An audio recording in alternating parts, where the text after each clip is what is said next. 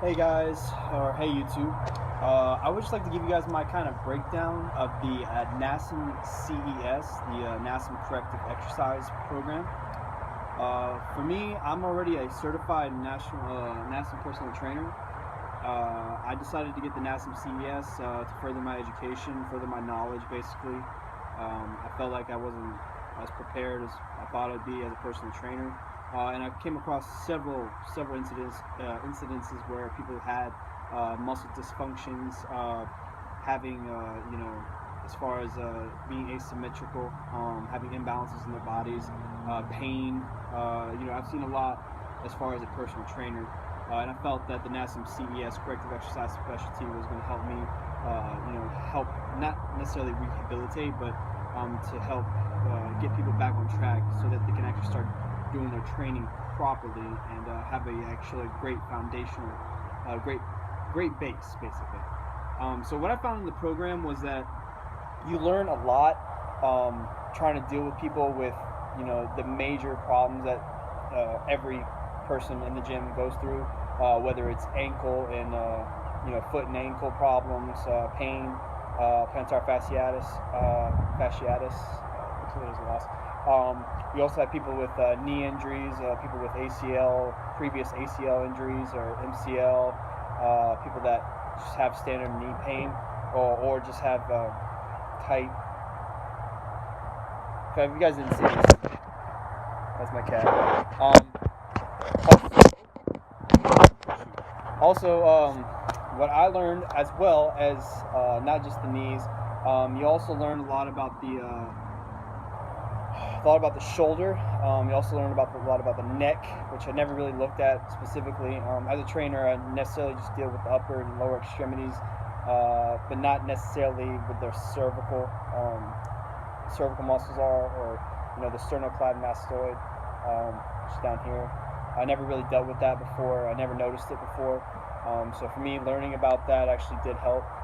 One of the key things I also learned as well too is that when you start reading this stuff, reading the information, you begin to understand your body a little bit better.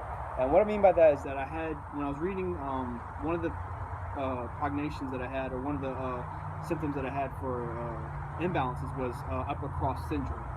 Now they have upper cross syndrome regularly in the CPT, but they also had upper cross distortion syndrome, which is basically you're kind of just naturally like that consistently on a consistent basis. I'm not sure exactly the length of time, but basically it's when you are standing like this and you have your shoulders and your neck forward and kind of slouched over like this. Now this position right here, normally you would be assessed as having an upper cross syndrome or something that they call it the rounded shoulders, or just the old man, crooked man.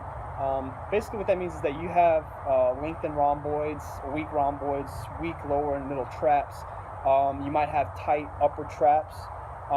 You also have probably a little bit of tight pectoral minor, possibly major as well too, because anything with excess forward pushing can cause you to have slumped shoulders. Now, with that, I've learned that you must counteract pushing with pulling. So a lot of people don't tend to skip, not to skip back there, but what they do is they tend to not focus in as much. So that's one of the few things that I learned from the NASM CES.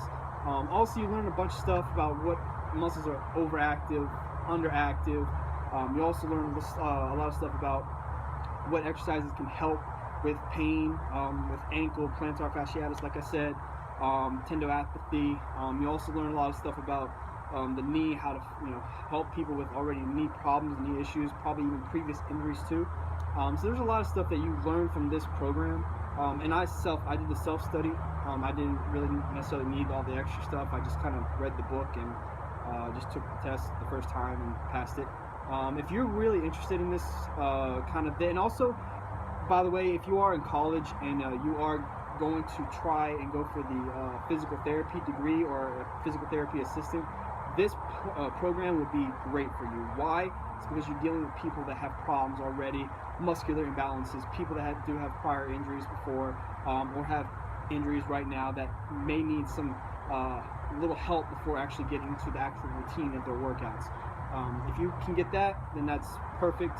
The CES is the greatest, well, not the greatest, but it's one of the best plans that NASM actually offers. For that, that was my, for me, that's kind of like my doorway, because from right now I'm in college as an athletic trainer.